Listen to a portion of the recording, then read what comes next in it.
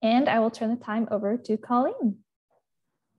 Hi, everybody. So welcome. I'm Colleen Aversa with Liquitex. I'll be your moderator today. I'm joined by artist Marla Morrison, who will be instructing you on how to create this fun and whimsical.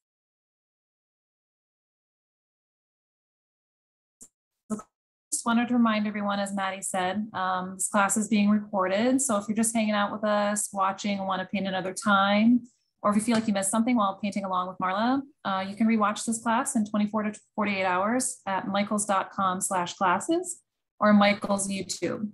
Also, keep your eye on the chat throughout the class, as we'll be posting some links and information there that you might find helpful. And if you have any questions, just pop them on there and we'll do our best to get them answered for you. So with that said, please enjoy the class, everybody, and I'll hand it over to Marla. Hey everyone, thanks for being here. Yeah, I'm Marla, and in case we haven't met before, I'll just tell you a little bit about myself. I'm an artist and I've been working with materials pretty much my whole life. My husband and I live in North Texas in a city called Allen, and we have 3 kiddos. We have a 15-year-old son, and in a couple days, we're gonna have 10-year-old twins, a boy and a girl. And so they keep us pretty busy, but life is good otherwise. So I'm really enjoying the weather today because it's fall in Texas and we get like 2 good weeks, right, Maddie? 2 good weeks in Texas in fall. So I'm living my best life right now, but I'm really glad you could take a little time to do this delicate wispy flower with me. And yes, if you have questions, ask away. I'm going to be looking at the chat, and Colleen will send anything to me too that he might have. I've been a teaching artist with Liquitex for over 22 years now. And whenever it comes to doing demos, I always, want to make sure that I'm not wasting anyone's time, for lack of a better way of saying it. So I always try to be and share valuable information, and I hope to be inspiring. So when you're working, it's always great to get like a finished product that you can have and hang on your wall or give to a friend or whatnot. But my hope too is that when you're working with materials that it may spark something else in you, like, ooh, I really love this color. I want to use it on this project or whatever. And I hope it will help maybe just jog something in your mind for other projects you want to do. All right. So Maddie, I think I'm ready to get started down here. We'll move on to the painting. So yep, Maddie mentioned these 2 hashtags at the bottom. At the end, I'm really gonna ask, I hope that we have time to see the work that you do, because I absolutely love seeing what everyone does with the materials. So make it with Michaels and Michaels classes. And then if you really get into this whole world of acrylics and it's somewhat new to you, or you have questions, on Instagram, a really great source is at Liquitex Official. You'll find other artists to watch, technical information, and all sorts of good stuff on that site. And then this is a good one to know about too. It's at TFACNA, which stands for the Fine Art Collective North America. This is a channel that has lots of tech information on acrylic, oil, and other media. I'll give demos there as well, as several other artists do so, and we'll give hour-long demos and mini demos. And so it's just a really great source if you're into the world of art materials. And then this is me at Marla Morrison Art. I would love it if you would follow along with me on my art journey, and I would love to see what you're doing as well. So hope to connect with you personally there. All right. So this is our delicate or wispy flower, and I have to laugh because our youngest son is special needs, and he decided to decorate this painting that when I was photographing it, I had the paints out. So mine is not quite as smooth as it once was when I painted it, but just know that if something happens with your work, you can always paint over it with the white gesso and then just put your paint back on top. But in the case of this iridescent white background, it's a little off, but I just mention it to say, hey, that's part of the piece now, and it gives me a laugh. But anyways, so we're going to use the basics metallic set of colors, and I'll talk a little bit more about the colors specifically in a sec. But because we need to paint the background, I want to move straight to that. So hopefully you've got your 9x12 pre-primed canvas. And we're going to make the background with the iridescent white. And I've used this for several projects now, so I'm going to squeeze most of it out. It's probably going to be about a tablespoon of color, maybe a little less. but I just squeeze it directly on the canvas because there's no point in wasting some of it on the palette if I'm just going to brush it up as much of it as I can onto the canvas itself. And then I'm going to use, I really love this funky brush. To me, it's a little funky because it's not, you know, I didn't have any of these, you know, years and years ago, but I find it really super handy. And no pun intended, because I'm like, oh, it's handy. Oh, sorry, I'm digressing. Sorry. It comes from what I call our mural painting size brushes, and it really does fit nicely in your hand. It isn't a giant brush, but something about the filaments, they're soft yet densely packed. I don't know if you can tell that. So it almost looks like a mini house painting brush. But the difference is, if you were to buy a house painting brush for large murals or whatnot, the filaments are going to be very floppy and it's not going to give you as much control over the paint. So I really like the texture of these filaments, and I like this format, especially just practically for videos, because I don't have to worry about, you know, stabbing my camera with the brush handle. So just squeeze it on the surface, and I didn't add any water to my brush. So this is like a dry brush application. And the reason for that is we want it to dry as quickly as possible so we can get onto the flower, painting the flower. So when I work with these iridescent or metallic colors, I think what highlights the shimmery quality the best is as uniform a surface as possible, because like you saw in what my son decorated, the texture catches the light, right? So I think you'll find that as you work, you want to just go over it with your brush in like top to bottom, left to right, or right to left, whichever way you're working, and just make sure that you're coating that surface nicely. I'm actually, for lack of a better way of saying it, I'm kind of scrubbing it into the surface, because that's another way to kind of make it dry a little quicker. I'm not slopping too much paint, and I'm really trying to get all of it out of my brush. And so I'm going to do it a little haphazardly here, and then I'll smooth it out top to bottom, and then maybe left to right. But hopefully as you're working, you can see what I'm talking about, how as you apply it, it just helps give a more uniform reflective sheen. Okay, and it's subtle, right? You think, well, why bother painting that white canvas? But I think it really, for this project, it really sets it off nicely. I know you probably can't see it at all on, well, maybe you can, the shimmer. But yeah, I think it's just a nice ground for the other metallic colors. So now all I'm gonna do is take a paper towel and, oh, okay, yeah, pre-treated canvas. Yeah, pre-primed. So prime, let me see, let me show you on the back of this one.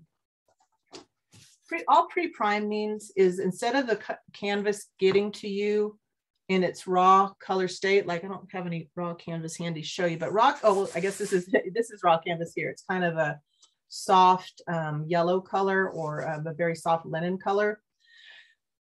It's okay with acrylics to paint directly on raw canvas. There's no permanence reason you can't do it, but a pre-primed canvas is nice because it has that white gesso on the surface. And especially for the metallics, that white surface really allows that metallic to pop, okay? So if you got a canvas that wasn't white already, you can apply your own white primer to it. We have different color primers, but for this, a white primer is good because it allows those colors to pop, like I said. But that's what I mean by pre-primed. It came to you from Michael's, you know, ready to go with that gesso coating on it. Okay. All right. So hopefully you've got your surface painted. Maddie, will you turn it back to the face view, please? All right. So I didn't want to. Oh, name of the brush. Yeah. So this is the this is the Liquitex. Oh, sorry, it's backwards, but the Liquitex, it's a 1-inch size. It's a Freestyle series. In our Freestyle series, we have these more traditional kind of looking brushes with a long handle. And these are a little more, you know, like for mural painting is what I think of it, because most of them are much bigger, but this is the 1-inch size of the Freestyle. Okay, but yeah, thank you. All right. So the paints we're using, we've already used the iridescent white. These hopefully got them in the cute little set of 6, the basics acrylic. We definitely also have them in the larger sizes if you'd prefer to have a lot more metallic. If you really get hooked on these, we do have it in our larger sizing. But I found this little metallic set really fun to kind of break into and use. I've been able to do several projects with just this one little set. So it does, you know, last a decent amount of time. But one thing to show you, and I guess, Maddie, let's go back down to the surface for this. When I'll put my canvas to the side, I'll lay out these colors, and there's something I want to show you. I'll forget that one right now, but this is the set, or these are the colors that would have come in your set. Okay, and hopefully you can see, if you look at the front of the label of each of them, there, I think now it's in focus, you will see a little square at the underneath the name on all of the tubes. So like this iridescent graphite, can you see that? Oh, I'll bring it down a little bit, that white square. And then on the silver, do you see the black square? This is our way of saying that these colors that have the opaque squares are opaque colors, okay? Just if it's on a light background, they're not going to do a white square. So just a filled in square means it's an opaque pigment or color. And that can be useful because if you're working and maybe you have like a dark brown and you want to put some silver accents on top, silver is a lighter value color, but since it's an opaque pigment, that silver is really going to stand out nicely on that darker value surface. The white and the gold have a little square that's half, I don't know if you can see that. It's half black, half open. That tells you it's semi-opaque. So still in the world of things, it's fairly opaque, but it may not be as opaque as these guys here. So that just has to do with the pigment characteristics. It's not about more or less pigment. It's just the actual characteristics themselves. Okay. You guys have questions on that, or does that make sense? All right. Well, just let me know if you have any. Okay. So I think my surface is already pretty touch dry. Hopefully yours is too. That's good. The beauty of acrylic. Some artists find that frustrating that it dries quickly, but I actually really love that aspect of acrylics because I can be somewhat impatient. Sorry, it's true. I'm glad that we live in a time as artists that we can have so many different media to choose from. I really enjoy the speed of drying of acrylics. But yeah, so even just in a few minutes of me jabbering there, that iridescent white is it's not fully dry by any stretch, but it should be dry enough for us to paint on top of. If you're working on your own and you had time, you have like a little hair dryer or embossing tool nearby, you could just, you know, put a little heat on it. You never want to get the tool too close to the surface because you don't want to harm the surface or the paint, but you could keep it about a foot away and blow that hot air on the surface to dry it quicker. Okay. So as we look at the original again, it's got the black lines just to kind of represent the stem and like little tendrils of the petals coming out. So we're just going to freehand that. I've got my Mars black here and I'll just squeeze, you know, just a tiny, don't need a lot, but I'll squeeze a tiny amount out on my palette. And then this is the size 4 round in now my fingers are all shimmery, but this is the size 4 round in the Liquitex Freestyle, kind of the more traditional size of brushes. And you may think, wow, that's a pretty fat brush for a thin line. So if you're more comfortable with a different brush you have handy, of course, feel free to use that. But I've found too that if you kind of manipulate the filaments by how you brush out the paint, you can kind of get the brush to be thinner or fatter depending on the brush stroke. So in this case, I'm just kind of, I didn't add water to my brush. I'm just using it directly. And I'm just brushing out that Mars black. And if you can see, I've got a wider tip and then a thinner edge just by flattening it out from brushing out the paint. Does that make sense? So here it's thinner edge and here is the wider edge. So what I'm going to do to freestyle out my stem, I'm going to start in the corner. I'm going to visualize, you know, I think I want the end of the stem to be about here. So it's like I have my start point and my end goal, and I'm just going to try to delicately sketch in a stem. Now, this is not about perfection, right? This is about having fun with painting. So don't let it stress you out if it didn't turn out quite like you hoped. If it did, great. But if not, like mine, I want it to have more, what's the word, density of color. So I'm just going to carefully add more black and just touch it up where I want it to be. And if as you're working, you get a little blip or a blob out of the edge, you know, and it makes it look not what like you want, it takes a little effort, but if you absolutely can't stand part of it, you know, which happens to us too, at least to me, I get something like, oh, no, I can't let that fly. Like maybe this, if I was being super perfectionistic, I might try to get rid of that. So it would take a little time, but I could take some titanium white paint, dab it to smooth the stem, and then dab in the iridescent white on top. But again, I just offer that in case you want to fix it in any way. All right, so I'm going to leave, I like the variation. I'm glad that it's not like a solid black line. I like a little bit of that canvas texture showing through.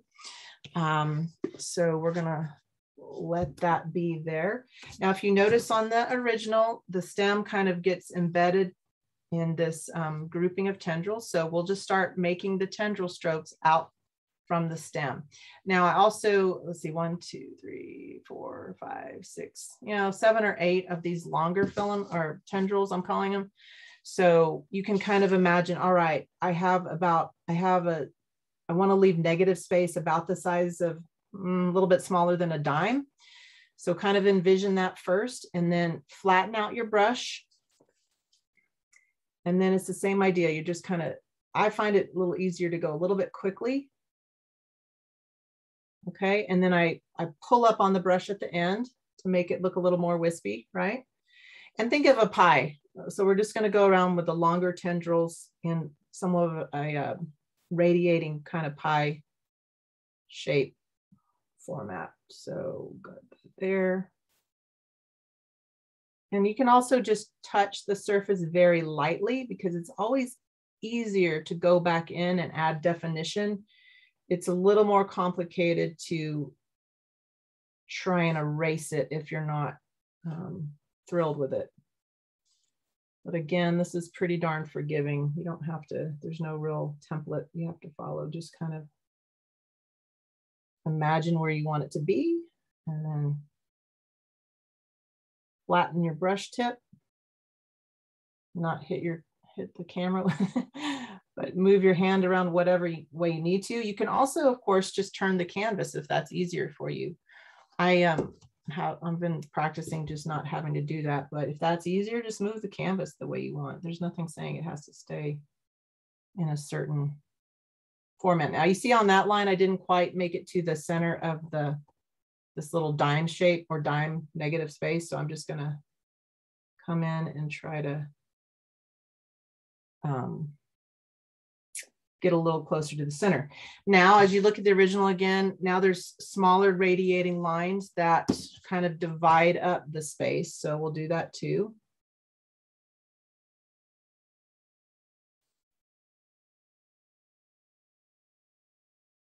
And just, again, flatten the tip each time. You can do 1 or 2 or however many tendrils you want in between. But you can see how this dry brush with light pressure and then releasing at the end helps give a delicate line. And I'm not trying to make it, what's the word, perfectly, I'm not trying to have an inner circle and outer circle. It's supposed to be an organic shape, right? So it's not perfect circles. It's the idea. And look, I decided I want a longer one there, so I just made it a little longer. That's the beauty of it. You can change it as you want as you go. I do that a lot. I'll either think, I need another thing here. I need to add something or change something. And, you know, I would encourage you to not be afraid to change things up as you go. Because that's how we learn and anticipate better for next time. Like, for example, here, I want to define that negative space more. So now I'm going to adjust the tip, the center tip of each of those tendrils to maybe I guess, focus that negative space a little better. And so that just means coming in and flicking it outwards to connect to the tendril that's already there. And like, I want to put another one there. So again, I'll put another shorter one there. All right, let's see. So my tendrils aren't quite as long. Maybe I've got the circle over a little bit. Maybe I'll make one a little bit longer to the side here.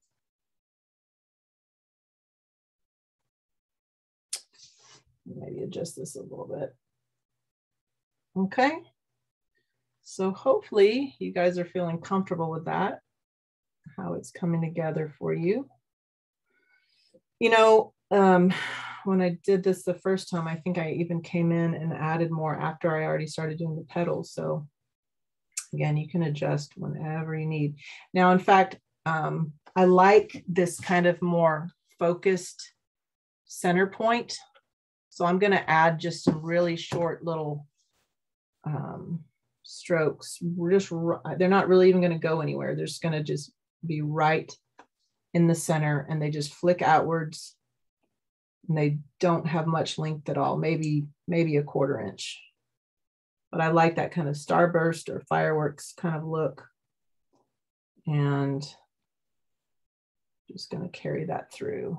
Okay. I guess I'm pretty happy with that. All right. You know what? Maybe I'll make this one a little bit longer.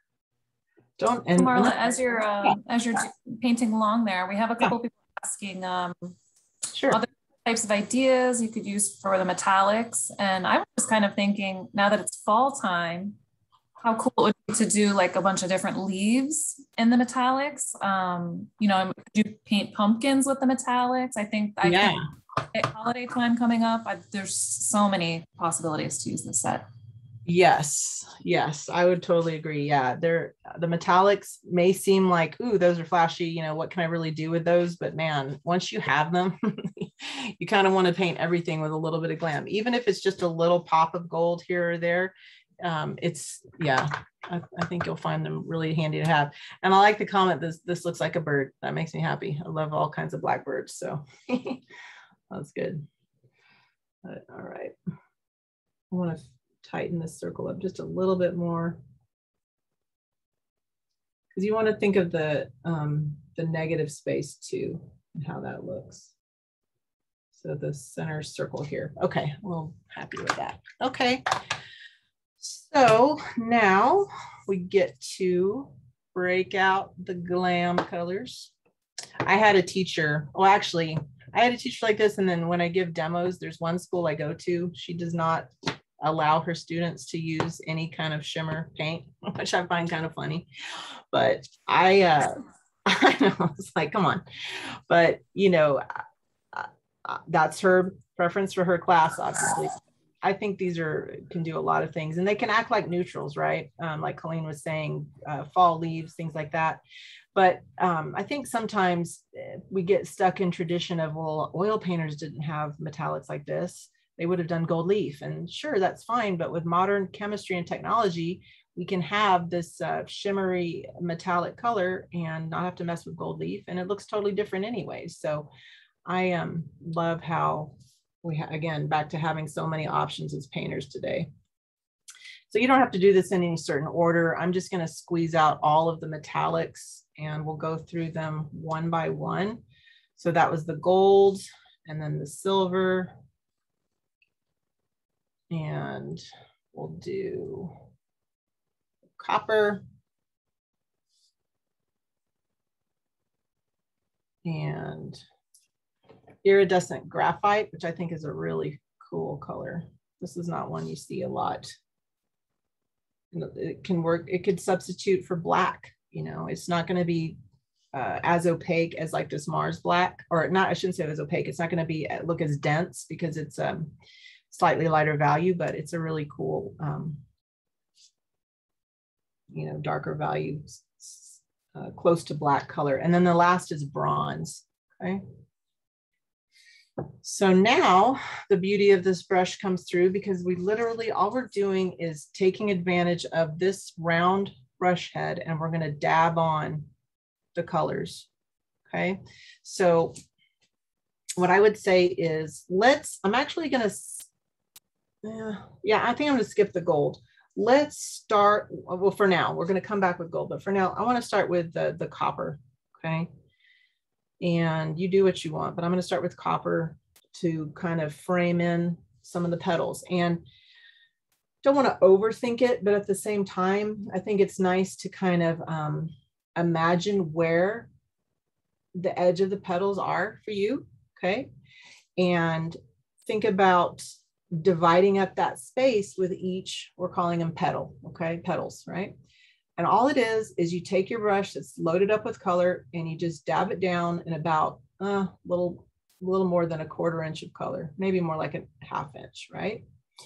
And that round shape allows it to look nice and organic. If I had a flat edge brush, that would be okay, but my edges are going to look a lot more crispy and maybe not as organic. So that's why it's nice to have this round head brush, because they look like softer petals. If you want to get really precise, you can make them look kind of more like, I think of Tic Tacs, right? Just rounded edges on each side. But literally now all I'm going to do is kind of come through here and think about breaking up that space with copper petals. I want some in the center. I want some on the edge. I'm going to vary the direction. You know, some are going to be pointing at the center. Some are going to be parallel to the center. Some on a diagonal. All of that variety, I think, is helpful in your final painting, okay?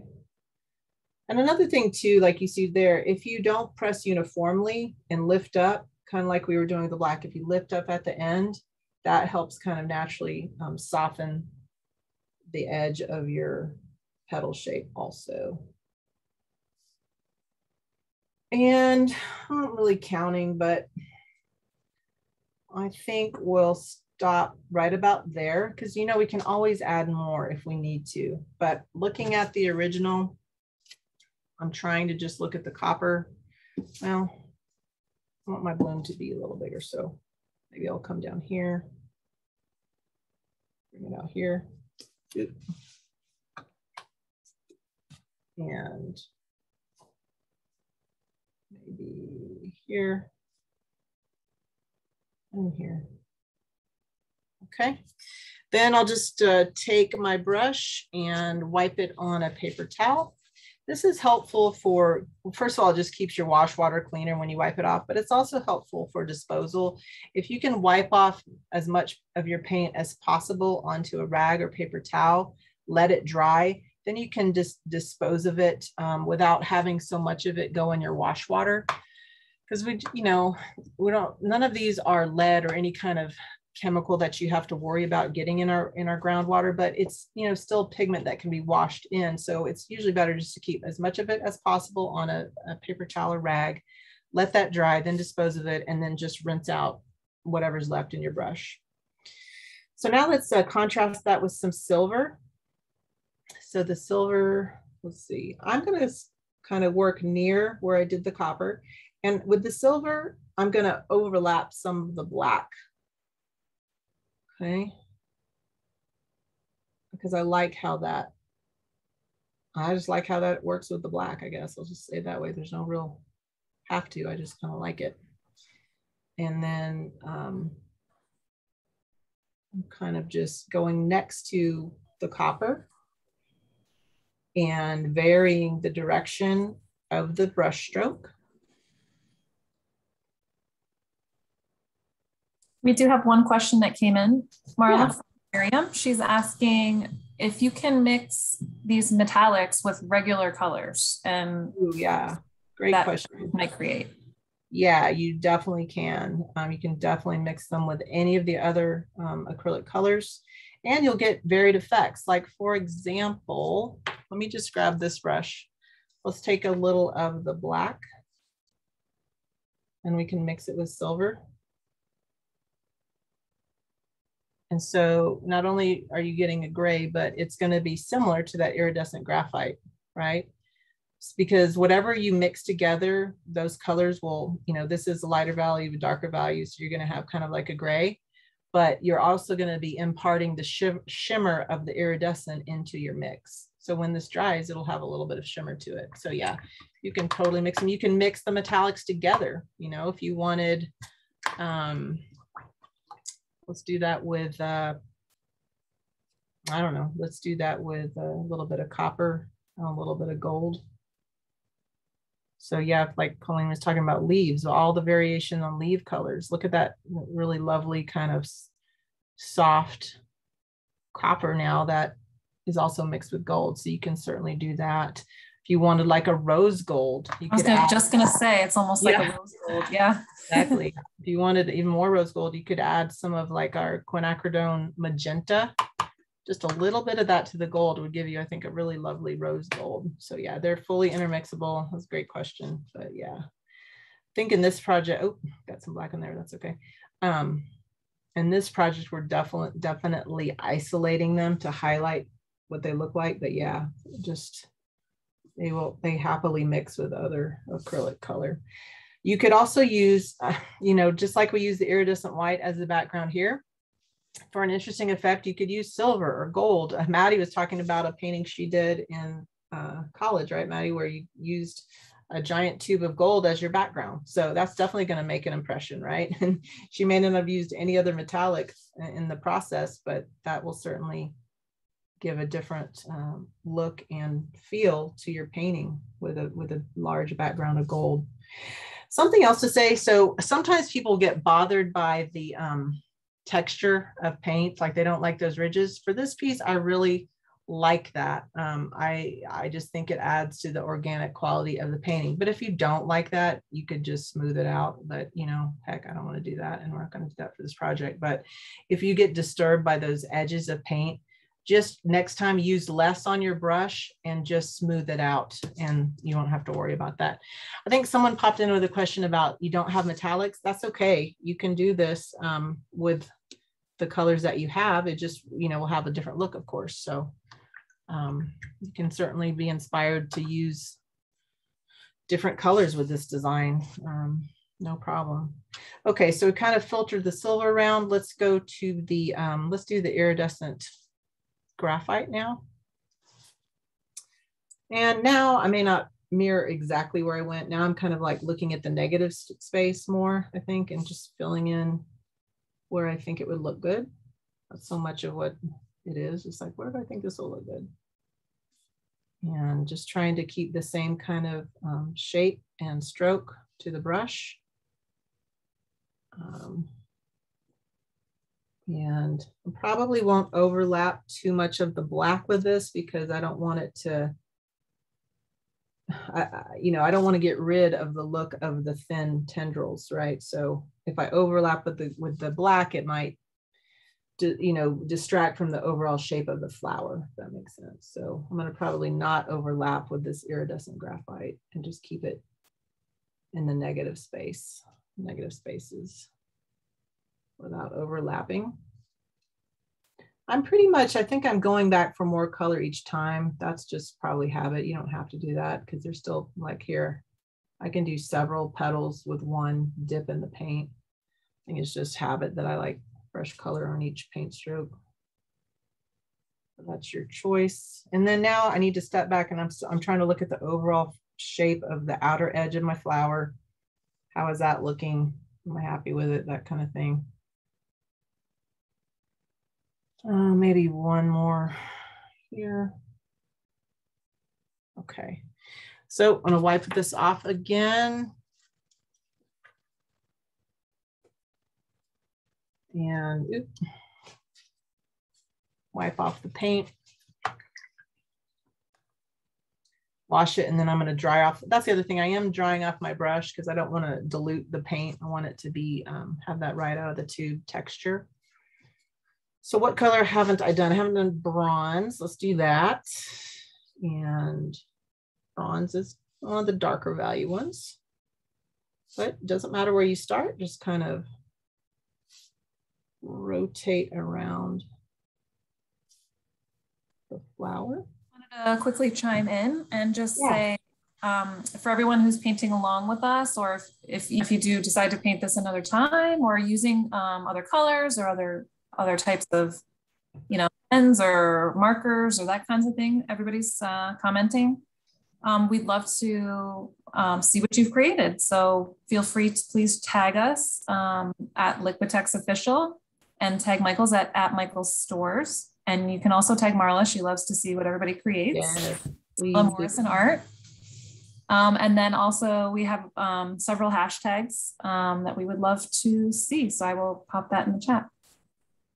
Nice. Yeah, I think it's a great way to meet other artists and just know that you're on the same art journey together, because, you know, it's a fun thing and chance to share tips and tricks and have a community. Even if it's online, it's a great way to connect with other creative types. So yes, I'm glad that you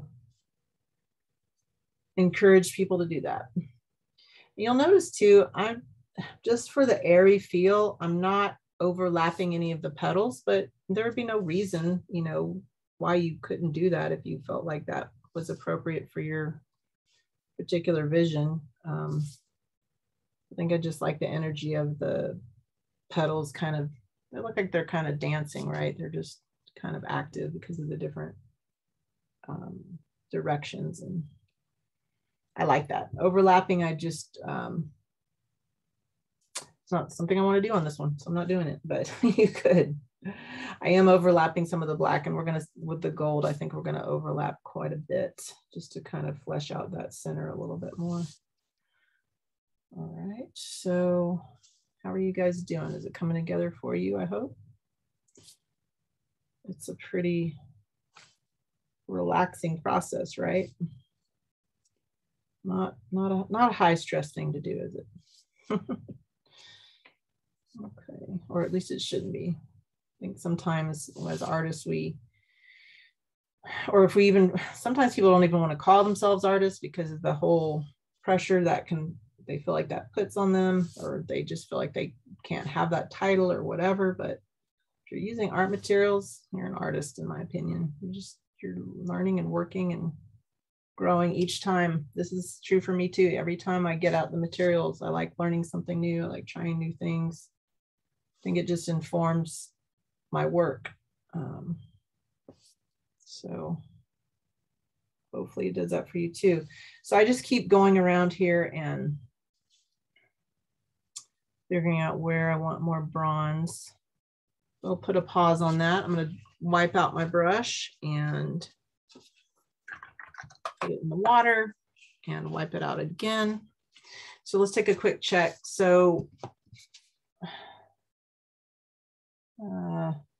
okay, so we were missing one color, and you can see that gold really makes a difference, right? I don't know what it is. It's that semi-opaque color, and so we'll add that and kind of finish it out with that softness.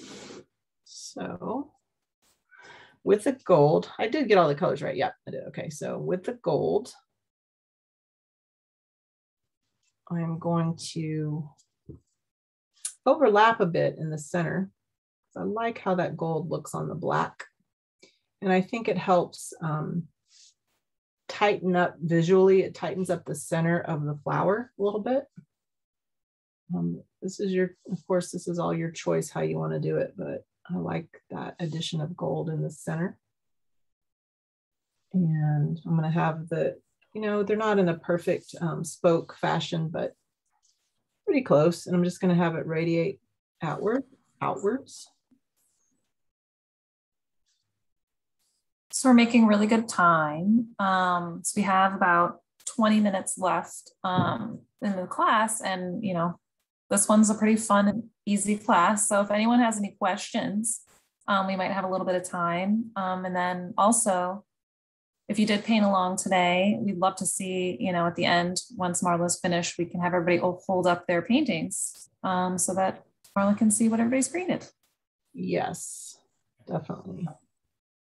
So if you have any questions, pop them in the chat. Yeah. All about the questions. You don't want to just hear me ramble on, dude. So new question. No, I'm just kidding. It's funny.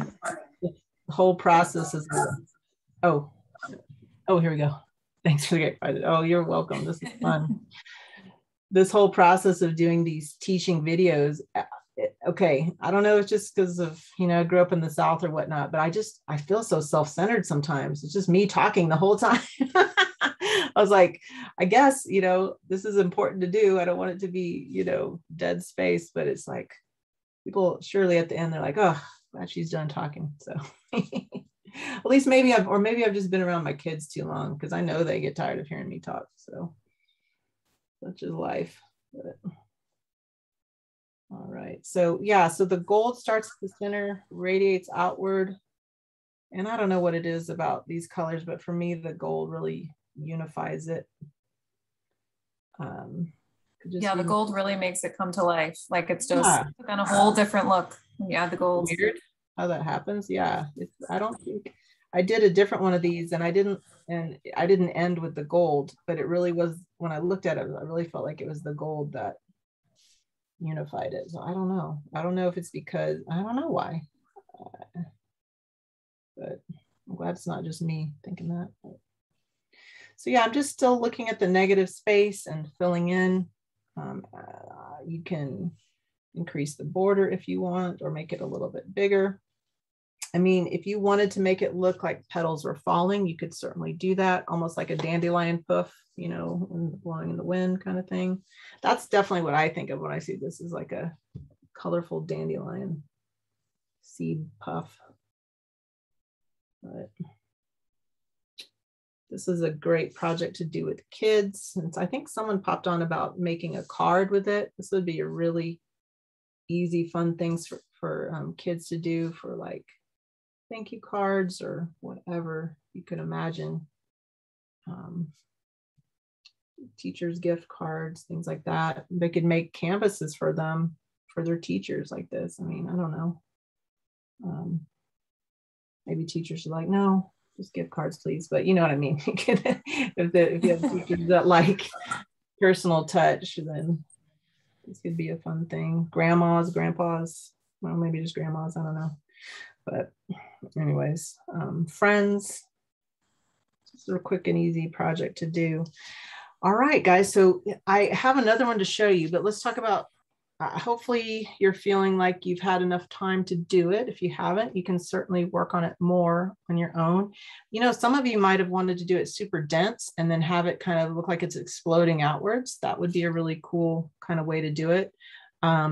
If you want it to be more like tossing confetti, it could be even more space and, you know, have it kind of sprinkled all around. I mean, there's lots of things you could do, but let's just take a second, look at the original with it. Even the same person doing it, you can see these are two different flowers, right? I always think that's interesting too. Kind of like our signature, you know, it's your signature, but no one's signature looks exactly the same every time they sign something, right? So anyway, so another thing you can do with the set that you have, the colors that we have today, let me clean off my brush real quick. So this is just another 9x12 canvas, but I always love metallics on a dark value background. So in this case, I used the Mars Black. Where is it? I used the Mars Black and painted the white pre-primed surface with the Mars Black. And then I put the iridescent graphite on top of that. So that's why it has a shimmer to it. I had tried one with the iridescent graphite first, and it just wasn't dark enough for me. There's no reason why you couldn't do it, but it's not, if you can see on the palette, see how it brushes out on white, you're still going to have some brush stroking. And I wanted this to be a really dominant black background. So I started with the black, then I painted out the iridescent graphite on top for some shimmer, and then just reversed it, right? I used titanium white paint here, did the tendrils, and just added a little, you know, another little baby bloom here. But those same colors look quite different, or they have a different effect, I think, on a darker, the colors look the same, but I think psychologically they have a different effect, right? So that's something. Those would be cool to do like on a large scale side, like over your couch, you know, like next to, and how you can do like a series of them. That would be really cool. Right, right. Yeah. So, and like the silver over here looks a little softer on the white, but on the dark, you know, that's silver, right? It really pops. So it's just interesting. And then the bronze on the dark background isn't quite as dominant, but it really shows up on the white. So it's just a fun way of kind of playing with positive and negative color. So if you guys are ready, oh, do the colors darken when they dry? That is a great question for the world of acrylics. So acrylics do go through something called color shift or value shift, but that's just because when the water evaporates, the color darkens down slightly. I don't notice a lot of difference in the metallics because they really keep their shimmer. And in fact, I think their shimmer gets even more dominant when it dries. But yes, if you're using some colors with acrylic and you're like mixing and you're working on a painting, maybe a landscape, and you work on it one day, you come into the studio the next morning and the colors look a little different. That is due to that value shift that most acrylics have. When the water evaporates out of the surface of the paint, because when the water's in it, it reflects light a certain way. When the water goes away, you see more the dominance of the pigment. So it's usually a little bit darker. So I hope that answered it. I hope that's what you're kind of thinking about. On the piece of the dark background, oh, sure, repeat the order. So yes, so on this one, it was Mars Black, allow that to dry. And then the Iridescent Graphite in a thin dry brush coat on top of that, then let that dry. And then did the stem with titanium white and the tendrils with titanium white. And then just, you know, I don't even remember the order that I did the petals because it was just like the same with the white, just kind of filling in negative space and so on. So yeah, Mars Black, Iridescent Graphite, titanium white, and then all the other metallics. So are you guys ready to show off your creations? I would love to see them. Somebody did ask how to turn their camera on. So I think, Maddie, if you want to tell us everybody how they can turn their camera on to show. Sure. If you are on desktop, there should be a little, looks like a movie camera down in the bottom left, where you should be able to join with video or start your video. Click that on. And if you're on mobile, you should see a similar symbol at the bottom of the screen. Thank you. Hold them up. Oh, they look so pretty. Oh no, how do I see it? Oh, I got to scroll through here. Oh, yep. Cool. Gallery view. Yep. Oh, nice. Ooh, I'll go ahead and I'll spotlight a few people to show it off. Oh, nice. Ooh, Laura, I like how yours are dots. Very cool. Nano, nice. Brandy. Very cool. Kylie, oh, I like the negative space on yours in the center. Yeah, you guys all put your own kind of spin on it. Very cool. Amanda, Pauline, Allie, Josephine, nice. I love it. Ooh, those are nice bright colors. Very cool. Great job, everybody. Ooh, nice. Nano, yeah. Cool. You guys did great. Love the bright color. Oh, yeah. Is that one on paper? That's cool. I like how you two merged together. That's nice. Yep. Like Colleen said, you could go crazy and do a whole garden of these flowers on a wall. It would be really nice. And pretty impressive for not a lot of hard work, right? Pretty cool. Thank y'all so much for sharing that. And very cool. I'm glad you had fun. And it's nice. Yeah, she had mentioned that she hadn't played with acrylics in a while. That happens so frequently. I was talking to Maddie at the beginning, and sometimes if we get in creative ruts or whatnot, sometimes it helps just to get your materials out. Doesn't really matter what you're painting, just get them out again and reacquaint yourself with them. Because once you kind of connect that hand and your brain to working on a surface, I think that's when at least for me, that's when ideas start to flow. If I just think about being in the studio and try and come up with an idea, that can be kind of a frustrating attempt. But for me, it's always been like a connection with the materials. So maybe for her, that's what it did. Oh, good. I'm glad it was a break for a tough day. Yeah, I think that's an important part of these classes, a little bit of creativity in your day. Very cool. Well, Colleen, do you have anything else you want to say? Actually, Marion just asked the question, do you have any more classes? So Marla does have some classes coming up. I think I have to check the dates again. Sorry, guys, we're running a little behind with getting our classes posted, but keep checking back on the Michael's Classes site and look for Marla. She will have some coming up October, November, and December. So she'll have a couple of fun holiday type classes coming up. So yeah, and if you connect with me on Insta, I usually post whenever I have a class coming up. So that's another way to do it at Marla Morrison Art. So yeah. And then someone asked, I'm sorry, I forgot your name, but someone asked about, do you have to preserve it? So it's always a good idea to put a varnish coat, but if it's for your own, you know, use in your house, and it's not going to be like in the kitchen or in the bathroom where you're going to have a lot more kind of environmental pollutants, so to speak, you don't absolutely have to varnish. In my opinion, Liquitex makes something different, but me as an artist, I don't varnish every single piece I have. But when you're selling your work, I think it's important because you don't know where people are going to hang your work.